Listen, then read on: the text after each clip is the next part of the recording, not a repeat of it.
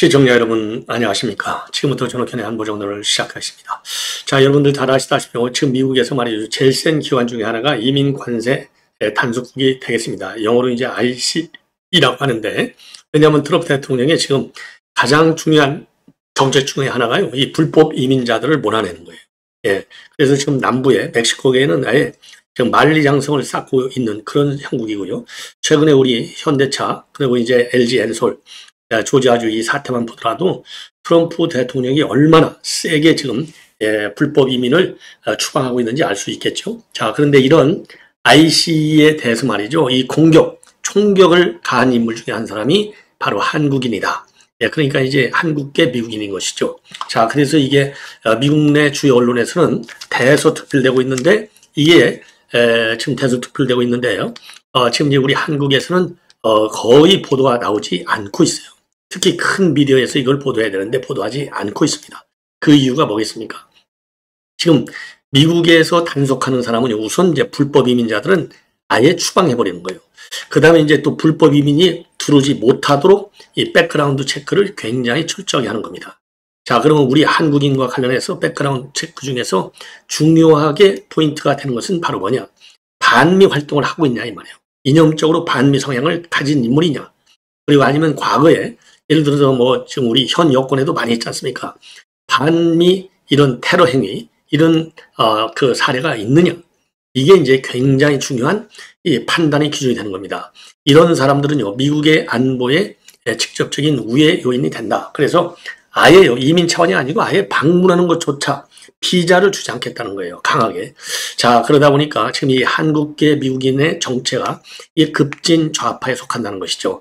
그래서 저도 이미 여러 차례 여러분께 보도를 해드렸지만은 이 FBI가 이거는 이제 중점적으로 수사를 하잖아요. 그래서 이 FBI에서도 우리 한국 내 급진 반미 좌파에 대해서는 철저하게 지금 이제 추적을 하고 수사를 하고 있을 것이다 라고 하는 그런 전망과 평가가 나오고 있어요. 왜?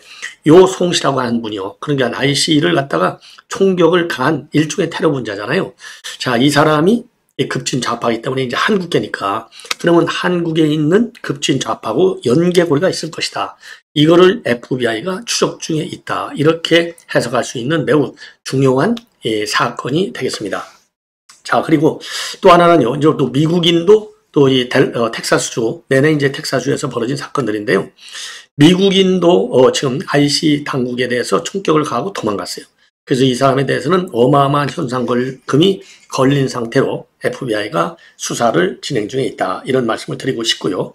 그 다음에 이번 시간에는 말이죠, 아주 본격적으로 지금 이제 연호회 사건, 왜냐하면 연호회 사건이 무지하게 중요해요. 지금 여당에서는 지금 청문회까지 열고 있는 거 아니겠어요? 왜? 1차적으로 연호회 사건이 이게 맞다, 있는 게 확실하다, 여기서 연호회도 사다 먹고 소주도 먹고, 그래서 사람을 갖다가 회유를 해가지고 있지도 않은 이재명이의 방북 관련 대금을 줬다, 쌍방울 해서. 요렇게 이화영이가 진술했다는 거예요. 그래서 이것이 지금 대법원까지 판결해서 이화영 유죄 판결로 받았어요. 그래서 중형을 선고받고 지금 복역 중에 있지 않습니까? 그래서 연호회 사건이 없었다고 해야, 있었다고 해야만이 끝까지 지금 이제 이재명의 이것은 무죄 작전하고 다 맥락이 같이 되는 거예요. 이게 제일 큰 사건이잖아요. 제일 큰 사건. 지금까지. 왜냐? 선거법 사건은요, 2심에서 무죄가 됐는데 대법원에서 뒤집혀가지고 파기 환송된 거 아니에요. 그래서 이거를 뒤집으려고 지금 조희대 대법원장을 쫓아내려고 하는 거 아니겠습니까? 유죄 파기 이 환송이 잘못됐다는 거고, 그리고 이화영 사건은 연호회 파티가 있었는데 왜 없다고 검찰은 주장하느냐? 너희들이 잘못됐어. 술 먹여가지고 이화영이가 허위 진술하게 만들었잖아. 요거를 법적 근거를 없애야 되니까, 유죄 판결의 근거를 없애야 되니까. 그러면 이제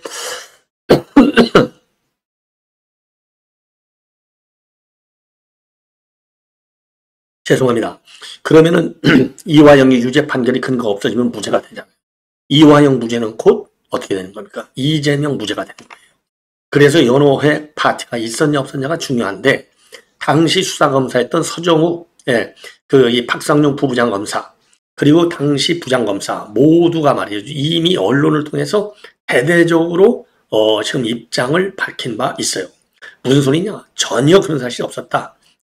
형사 6부장이었던 서현욱, 서정욱이 아니고요, 서현욱 지금 현재는 이제 창원지부 검사가 돼 있는데 요 서욱 부장검사도 전혀 술 파티가 없었다라고 강력히 그러니까 담당 부장검사와 부부장검사 모두가 아예 공개적으로 자 그리고 박상용 부부장검사는 최근에 지금 민주당에서 열은 청문회 나가서 무슨 소리냐 전혀 없었다라고 반복적으로 밝히고 있어요. 그래서 이거를 갖다가 조선일보가 직접 현장 팩트 체크를 해봤습니다. 예, 팩트 체크를 했더니 음식이 들어간 건 맞아요. 음식 연어회가 들어간 건 맞아. 이거는 박상호 부부장검사도 인정을 해. 술은 안 먹었다. 술. 예, 술은 안 먹었다. 다른 자리에 있었다. 그리고 이화영의 변호사도 그 자리에 없었다. 다른 자리에 있었다. 이거예요. 핵심은. 그래서 연어회는 들어간 거 맞는데 술은 안 들어갔다. 그러면은 술을 어디서 사왔느냐? 연어회집에서 같이 들어갔을 거 아니에요. 그런데 연어회집 주인도 우리는 술을 판 적이 없어. 배달한 적이 없어. 이렇게 나와요. 그럼 팩트가 뭡니까? 연어회만 먹은 거잖아요. 자, 연어회만. 그리고 그거는 일종의 이제 검찰 수사비에서 집행이 됐다. 합법적으로. 이거입니다. 전체가. 자, 그래서 이 내용을 이번 시간에는 자세하게 말씀을 드리도록 하겠고요. 그리고 지금 이 법원 지금 사법부 아주 흔들흔들 하지 않습니까? 대법원도 대법관 증언시키겠다. 조희대는 잘라내겠다 이거 아니에요? 그러면서 내란 재판부도 만들겠다. 이게 지금 제일 뜨거운 감자잖아요. 내란 재판부 만들겠다는 얘기는 주기현 판사가 마음대로 움직여주지 않으니까 시간을 끌고 있다. 이게 왜 이렇게 지지부진하냐 이거 아니에요. 빨리 유죄 처리해야 되는데 빨리 사형 선고하라는 거 아니에요. 쉽게 얘기하면 왜? 내란 수개의 경우에는 사형 또는 무기밖에 없어요. 형량이. 그래서 빨리 사형을 선고하라는 건데 이게 빨리빨리 이게 됩니까? 안 되죠.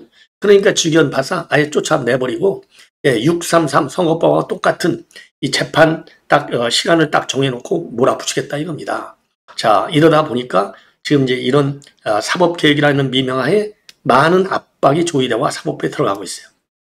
자 이 상황에서 지금 이제 조희대 대법원장의 경우에는요 국회도 안 나가고 언론도 잘 거의 안 나가잖아요. 얘기를 안 해. 왜냐하면 통상적으로 대법원장 활동보다는 법원 행정처장이 입장을 많이 내요. 현 조희대의 경우에 그래요. 과거에는 김명수 때는 김명수가 많이 얘기했잖아요. 자, 그러다 보니까 법원 행정처장 천대엽이가 또 이제 이 세미나에서 입장을 발표했어요. 신속 정확한 그런 재판을 빨리 진행하겠다. 자, 그래서 조희대 대법원장까지 관련해서 말씀을 드리도록 하겠고요. 자, 그리고 지금 한동훈이가 입장을 내놨어요. 아까 회 사건. 지금 이제 민주당에서 고발했거든요. 허위사실 유포, 방북대가가 아닌데 너는 왜 방북대가라고 했냐 이걸로. 그러니까 한동훈 지금 전 대표, 한동훈이가 열이 받아갖고 그래? 나를 고발했어? 나도 고발할 거야. 오히려 이번 고발 사건을 계기고 이재명 재판 재개 여론을 만들겠어. 이렇게 나오고 형사재판만이 아니라 민사재판까지도 몰아치겠다라고 나오고 있는 상황이 되겠습니다. 예. 자, 그래서 요 관련 내용을 여러분께 자세하게 설명을 좀 드리도록 하겠습니다. 자, 우선 최근에 텍사스주 댈러스에서 지금 이 총격 사건이 발생을 했습니다. 댈러스 여기에 총격범은요 조슈아 얀이에요. 29세 조슈아 얀. 이 사람은 도망갔어요. 그래서 현상금을 걸고 지금 쫓고 있는 상황이고요. 또 하나는 지금 텍사스주에 있는 알바라도 여기에 있는 IC를 지금 총격을 가한 사건이 발생했는데 이거는 지난 7월 4일이고 아까 말씀드린 대로 댈러스주에서의 총격 사건 이거는 지난 9월 24일입니다. 2달 사이에 2번이나 텍사스주에서 벌어졌어요. 예. 자, 그런데 이제 7월 달에 벌어진 사건의 경우에는 주범이 우리 한국계 미국인입니다. 한국계 미국인. 자, 그런데 이제 한국계 미국인은 최근에 도망을 갔다가 잡혔어요. 한국계 미국인은 잡혔다. 예. 아이고, 죄송합니다. 그래서 요 한국계 미국인은 도망을 가는 바람에 현상금이 걸려 있었는데 최근에 이제 체포가 됐습니다. 예. 체포가 됐는데 이 사람의 성향을 보니까 요 사람입니다. 이 사람의 성향을 보니까 급진 좌파다 이겁니다. 급진 좌파. 자, 그래서 우리 미주중앙일보나 미주한국일보, 폭스뉴스 이런 데는 다 나와 있어요. 수배가 됐다가 지금 32살로 되어 있어요. 수배가 됐다가 이제 최근에 잡혔습니다. 예. 자, 잡혔는데 문제는 뭐냐? 잡혔다고 끝나는 게 아니라 이 사람의 정치 성향으로 보면은 급진 좌파에 속한다 이거죠. 급진 좌파에 속하기 때문에 또 한국인이고, 그래서 이제 미국 수사당국에서는 이게 테러범이다 이렇게 보고 있는 거예요. 테러범. 영어 이름으로는 벤자민 송입니다. 벤자민 송. 예. 자, 그래서 우리 국내에 있는 급진 반미 좌파들도 수사선상에 올려놓고 있다. 그래서 이 한국계 이 벤자민 송의 경우에는요, 극좌 성향 단체 회원들한테 전투 훈련까지 했다라고 미국 내 매체들이 대거 보도하고 있습니다. 자, 그래서 지금 미국의 이민세관 단수 구금 시설인 프레리랜드 구치소를 대상으로 7월 4일 날 총격을 가했다는 겁니다. 그래서 당시 송 씨를 비롯해서 12명이 접근을 했고 이들 중 일부가 폭죽을 쏘고 차량을 파손하면서 소란을 피우고, 그래서 교정국 직원 2명이 밖으로 나왔는데 신고를 받고 출동한 지역경찰도 현장에 도착했고, 그때 인근 숲에 매복해 있던 이 공범, 이 벤자민 송을 비롯한 공범이 경찰에 총격을 해서 경찰 1명이요 총을 맞았지만은 생명에는 이상이 없었다는 겁니다. 그래서 당시 다른 공범들은 모두 체포됐지만은요, 송 씨는 현장에서 탈출을 했어요. 자, 그래서 텍사스 정부하고 연방수사국에서 35,000달러 이 현상금을 내었는데, 이 송 씨가 지난 7월 15일 날 한 열흘 만에 댈러스에 있는 한 아파트에서 검거가 됐습니다. 그래서 이거 CBS, 노이터, 폭스뉴스, US 메트로 뉴스, 미주중앙일보, 미주한국일보에 보도됐는데 국내 레거시 미디어는 전혀 보도를 안 하고 있어요. 그래서 이 벤자민 송은요, 연방요원 살인 미수, 폭력범죄 관련 총기 발사, 불법 총기 구매, 테러 혐의로 기소가 됐고 유죄가 확정될 경우에는 최고 총신형까지 선고될 수 있다. 이런 얘기가 나오고 있습니다. 예. 그리고 미국 내 보도 동향을 보면은요, 이 송 씨가 달라스 지역의 극좌단체인 앨런 포크 존 브라운 건 클럽하고 사회주의 총기협회에서 활동했다는 거죠. 그래서 회원들에게 근접 전투 그리고 대규모 총격전에 대비한 훈련을 매주 진행을 했다는 겁니다.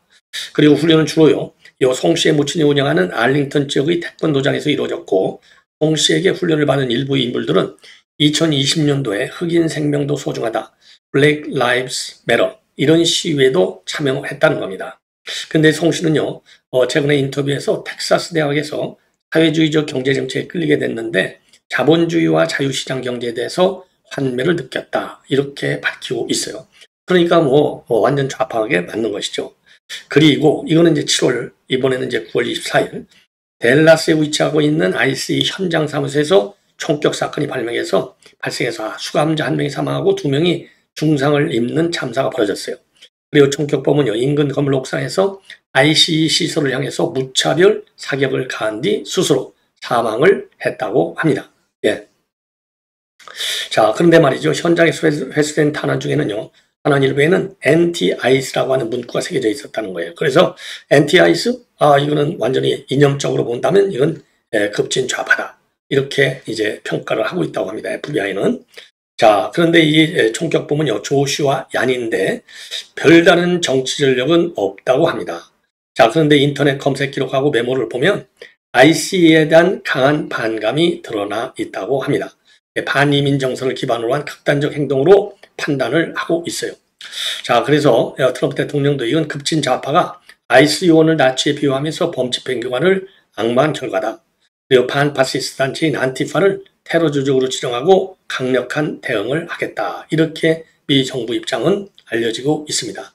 자, 그러다 보니까 말이죠, 이 트럼프 행정부가 좌파 테러 단체에 대해서 전면적인 수사를 지금 선언하고 있기 때문에 미국 내에 있는 극좌 성향의 단체는 물론이거니와 한국계 극좌 조직에 대한 조사도 병행되고, 미국 내 한국계 극좌 조직에 대한 조사가 이루어지면 당연히 한국 서울에 있는 극좌 반미 단체에 대한 조사도 불가피하게 이루어질 수밖에 없다는 것이죠. 예. 이렇게 보는 것이죠. 그리고 또한요, 지난번에 로빈슨, 그러니까 이제 찰리 커크 암살자, 이 DSA와 연결되어 있는 한국계 조직 역시 FBI 조사 대상에 포함될 수 있다라고 하는 전망도 미국 내 지금 정보기관 그리고 언론에서 제기가 되고 있습니다. 자, 그래서 지금 미국 수사당국에서는요, 외국 단체들에 대한 특히 극좌 반미 단체에 대한 정보 수집과 감시를 강화하고 있다 이렇게 판단할 수 있는 대목이 되겠습니다. 그래서 이번 기회에 말이죠, 우리 정부 수사당국 그리고 미국의 수사당국하고 함께 이럴 때 말이죠, 이 반미 차원이 아니라 우리 국내에서도 이 극좌 반미 조직들, 이게 이제 반미 조직이라면 친북 조직이나 마찬가지인 거예요. 간첩 조직일 가능성도 배제할 수 없는 겁니다. 그래서 이번 게 말이죠. 일망타진하는 방향으로 한미 정보협력, 수사협력을 관계기관에서는 적극적으로 할 필요가 있지 않을까라고 판단이 듭니다. 예.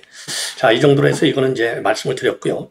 그 다음에 이제, 좀 전에도 말씀을 드린 대로,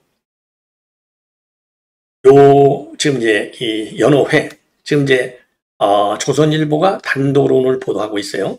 법무부가요, 2023년도 5월 17일을 특정해서 이날 연호 파티, 술 파티가 있었다. 이렇게 최근에 감찰 결과를 발표하고 있어요. 그러니까 술 파티가 있었다고 하는 것을 정부 여당에서는 공식화시키고 있는 거나 마찬가지입니다. 공식화시키고 있는 거는 마찬가지인 거예요. 그런데 요 술 파티의 당사자라고 지목되고 있는 박상륜 전 수원지검 검사는요. 조선일보의 인터뷰를 통해서 무슨 소리냐. 저녁 식사를 배달시킨 것은 맞아. 그런데 음주는 절대로 없었어. 라고 반박을 하고 있습니다. 자, 근데 이제 박상륜 검사는요. 이미 채널 A와의 단독 인터뷰를 통해서도 이와 똑같은 입장을 발표한 바 있습니다. 자, 그래서 이게 이제 초미의 중요성을 갖고 있는 이유가 바로 이거를 가지고 이화영을 무죄를 치면 자연적으로, 그러니까 이화영 유죄는 이재명 유죄다. 이렇지 않습니까? 이화영 무죄는 이재명 무죄다. 그래서 공소를 취소할 수 있는 지금 멍석을 깔려고 요 난리를 치는 것이 아니냐. 이렇게 판단이 되는데요. 자, 특정 날짜가 2023년 5월 17일 저녁이라고 있잖아요. 수원지검의 131315실 검사실입니다. 이게 박상륜 검사실이에요. 자, 그래서 요거 조선일보가 이제 쭉 단독 취재한 내용을 보면은요. 수원지검에서 2024년도 4월에 요 날짜와 관련해서 조사를 해봤더니 그날 저녁에 5월 17일 날 저녁에 검찰이 차로 15분에서 20분 정도 거리에 떨어져 있는 A초밥집에서 음식 20여만 원치를 결제한 내역을 확인을 했습니다. 예, 이건 그리고 영수증이 있으니까 이건 뭐 그냥 팩트죠, 팩트. 2024년도 4월에 자체 조사를 해봤더니 팩트. 주문자가 누구냐? 검사실이에요. 메뉴는 뭐냐? 연어회 덮밥하고 초밥이에요. 초밥 혹은 연어회 이렇게 돼 있어요. 자, 그래서 이제 초밥집에 우리 조선일보에서 통화를 해봤더니 당시에 2023년도 5월 17일이니까 이제 봄이잖아요. 검찰청에서 3차례 주문 전화를 받아서 배달한 게 맞다. 연어회만 따로 보낸 적도 있다. 한 번에 20여만 원치 정도였다고 합니다. 이 식당의 가격은 연어초밥이 21,000원, 회덮밥이 15,000원이라고 합니다. 그리고 이렇게 저녁 식사를 주문한 것은 박상륜 검사도 인정을 합니다. 그러면서 검사 수사관 피의자 3명, 교도관 5, 6명 등 10여 명이 먹을 식사를 검사실에서 결제했을 것이다. 심야 조사 때 저녁을 제공한 적법한 수사비 지출이었다. 다만 그날 식사는 함께하지 않았다. 식사는 안 했어. 배달만 시켜줬다 이거예요. 왜? 조사 과정에서 2명 정도 피의자들과 함께 식사하면서 조사한 적은 있는데 이때는 모두 이 변호사가 입회해 있었다는 겁니다. 그런데 5월 17일 저녁에는 이화영이 변호사가 1시간 정도 외부에 있었다는 기록이 있다는 거예요. 그래서 변호사가 없으면 나도 따로 먹은 것이다 라고 주장하고 있어요. 거기에 변호사가 없으니까 자기가 거기서 안 먹었다 이겁니다.